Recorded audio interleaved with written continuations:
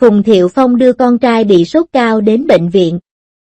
Vừa vào bệnh viện, Triệu Lệ Dĩnh đã vội vã chạy tới. Hai người được khen ngợi.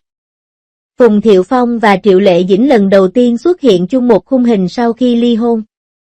Họ đã hợp tác ngầm để đưa con trai mình đến bệnh viện. Một người trả học phí trong khi người kia dỗ dành đứa bé. Họ thay phiên nhau dỗ dành em bé khi lấy máu. Triệu Lệ Dĩnh mãi mãi là người mẹ duy nhất của đứa trẻ. Điều này cho thấy trách nhiệm của họ. Cặp đôi đã độc thân trong 3 năm để bảo vệ sự trưởng thành của Dê Tương Hương.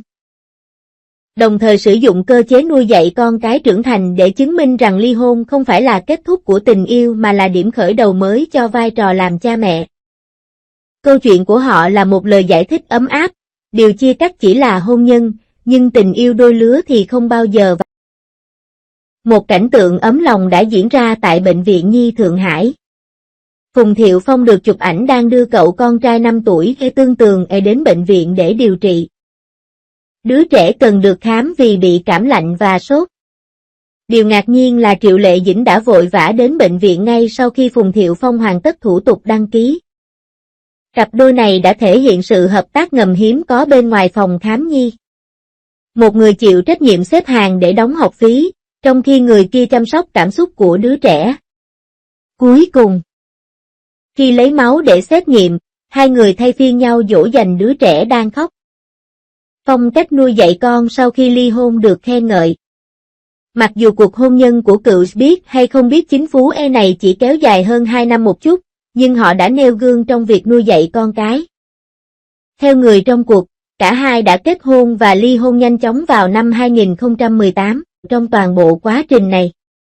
Sau khi chia tay trong hòa bình, quyền nuôi con trai thuộc về Phùng Thiệu Phong. Quyết định này đã gây ra cuộc tranh luận gay gắt vào thời điểm đó. Xét cho cùng, trong ngành giải trí, việc các bà mẹ giành được quyền nuôi con phổ biến hơn. Lý do chính để chọn gia đình họ Phùng là vì môi trường gia đình ổn định hơn và nguồn lực giáo dục. Một nhân viên thân cận với hai người tiết lộ. Nhưng Triệu Lệ Dĩnh không bao giờ bỏ lỡ những khoảnh khắc quan trọng trong quá trình trưởng thành của con trai mình.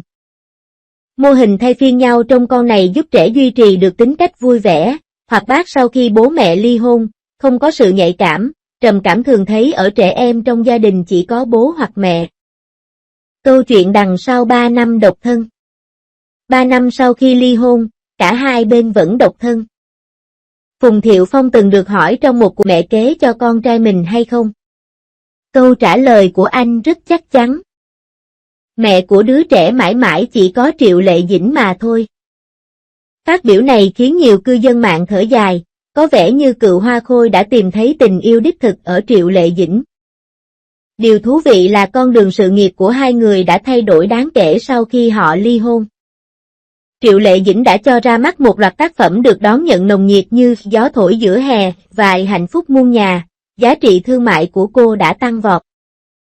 Trong khi các tác phẩm của Phùng Thiệu Phong trong những năm gần đây chỉ nhận được phản hồi tầm thường, và anh dần dần mất đi vị trí trong hàng ngũ diễn viên hàng đầu. Sự tương phản này khiến nhiều người hâm mộ nói đùa rằng, Phùng Thiệu Phong thật may mắn khi tìm được một người vợ như Triệu Lệ Dĩnh trong đời.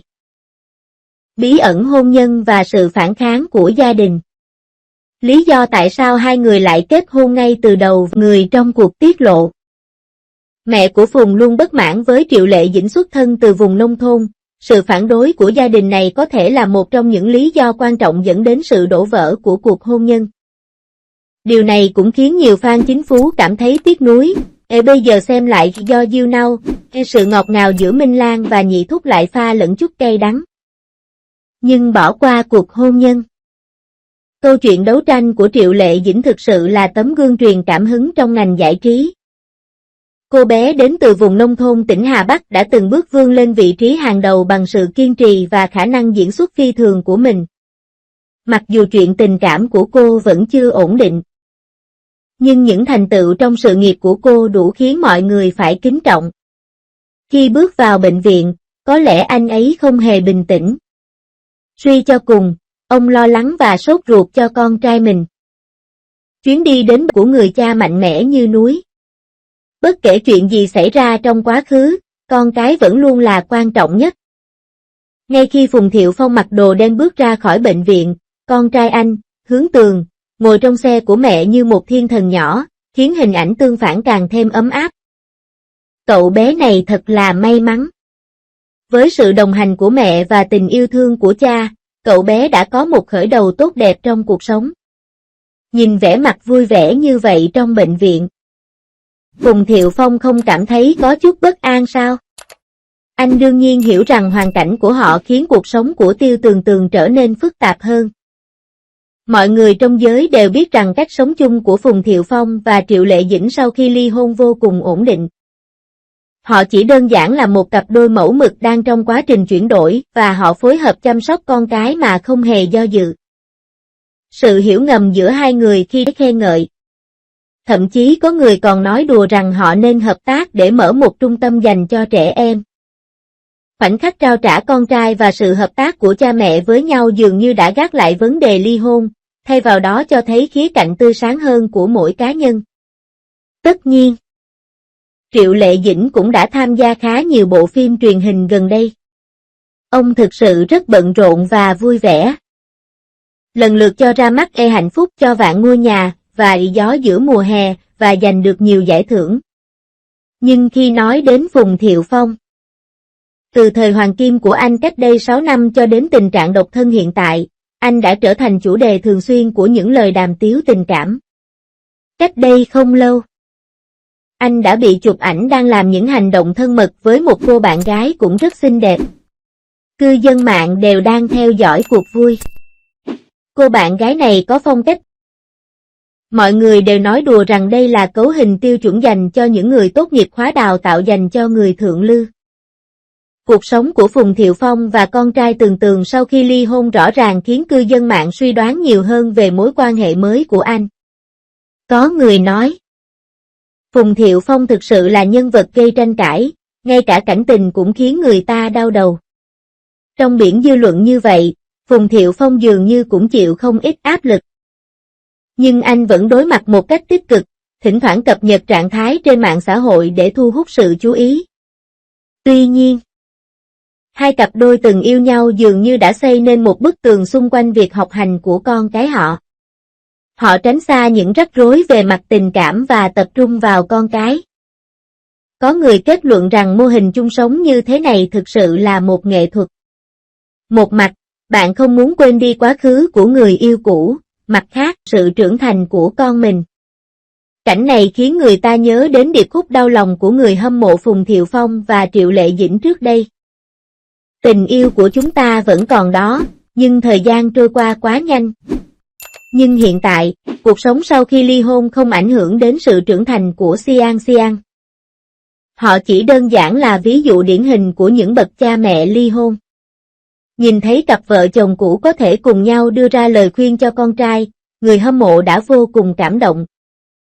Cuộc sống sau khi ly hôn không cản trở sự gần gũi giữa hai người mà còn khiến họ trân trọng trách nhiệm với con cái hơn. Nghĩ đến cảnh lớn lên hạnh phúc bên cha mẹ. Tôi tự hỏi liệu mô hình gia đình như vậy có thể trở thành mô hình cho những gia đình ly hôn khác không? Bài học tích cực cho các gia đình ly hôn. Trong thời đại tỷ lệ ly hôn cao như hiện nay, Phùng Thiệu Phong và Triệu Lệ Dĩnh đã có trách nhiệm sau khi ly hôn. Thay vì để con mình mất đi tình yêu của cả hai bên do mối quan hệ đổ vỡ, họ đã thiết lập một cơ chế đồng nuôi dạy con trưởng thành. Mô hình nuôi dạy con lành mạnh này đáng để mọi gia đình đang đối mặt với hoàn cảnh tương tự học hỏi. Cậu bé Tương Tường chắc chắn là người may mắn. Cậu bé có được sự bao bọc của cha mẹ là người nổi tiếng và nhận được tình yêu thương trọn vẹn gấp đôi. Trong ngành giải trí đầy rẫy những điều bất trắc này, một câu chuyện cha mẹ và con cái ấm áp như vậy có thể cảm động hơn bất kỳ cốt truyện kịch tính nào. Nhìn cặp đôi này bận rộn ở bệnh viện vì con trai, người ta không khỏi nghĩ rằng, trong thời đại tình yêu nhanh như hiện nay, có thể một số mối quan hệ sẽ kết thúc. Nhưng tình yêu của cha mẹ dành cho con cái sẽ không bao giờ thay đổi. Câu chuyện của họ cho chúng ta thấy rằng ly hôn không nhất thiết là một bi kịch. Làm cha mẹ tốt sau khi mối quan hệ kết thúc. Bạn thân mến!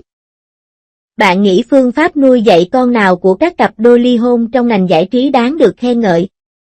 Họ có nên duy trì sự hợp tác thân thiện như Phong và Dĩnh?